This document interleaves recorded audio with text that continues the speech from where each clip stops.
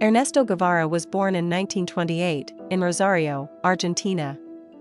He came from a middle-class family, proud of their Spanish and Irish roots. As a child, he was often sick, struggling with severe asthma. But illness never weakened his spirit. Instead, it sharpened his mind. While other kids played outside, Ernesto stayed in, reading Marx, Neruda, and Freud before turning 16. His mother called him El Pequeño Filósofo, the little philosopher.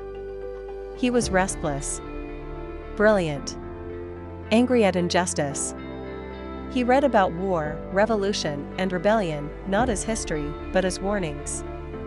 His home was filled with books and contradictions, liberal ideals, conservative fears. He grew up watching inequality on the streets and hypocrisy in the speeches.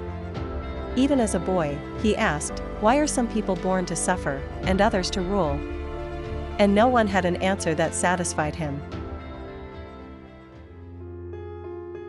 In his early 20s, Ernesto studied medicine at the University of Buenos Aires.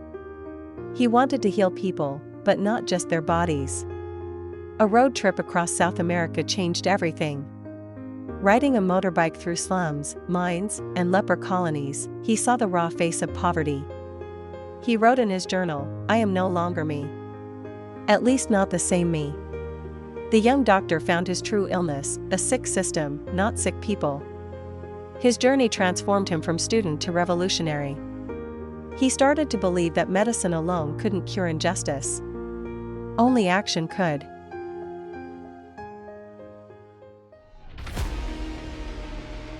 In Mexico, he met Fidel Castro. Two men, one goal, revolution. In 1956, they sailed on the Granma to Cuba with a handful of fighters. Most were killed. But Che survived, and evolved. In the Cuban mountains, he became more than a medic. He became a leader, a soldier, a symbol. Brutal battles. Endless marches. Hunger. Fear. He endured it all. His cold discipline and fiery belief earned him a name, the executioner doctor. He executed traitors without blinking, convinced it was for the greater good. He wrote, "To send men to the firing squad, judicial proof is unnecessary." For Che, revolution was purity, sacrifice, a new religion. And he was its priest. In 1959, victory came. The Batista regime fell.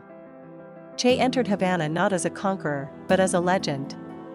He became Cuba's Minister of Industry, reformed education, and restructured the economy.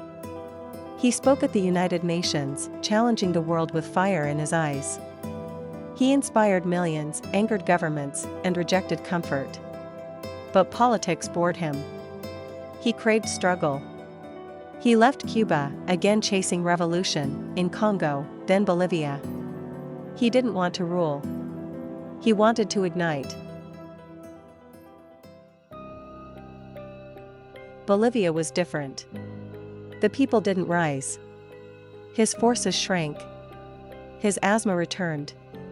He wrote in his diary, tired, hunted, doubting. On October 8, 1967, Che was captured by the Bolivian army, with CIA help. They held him in a small schoolhouse. Bruised, weak, but defiant. "I know you've come to kill me," he told his executioner. "Shoot. You are only killing a man." They shot him in the legs first, then in the chest. No trial. No mercy. A silent martyr, in a foreign land. Che Guevara died at 39, but he never really vanished. His face became a symbol, printed on walls, flags, and t-shirts.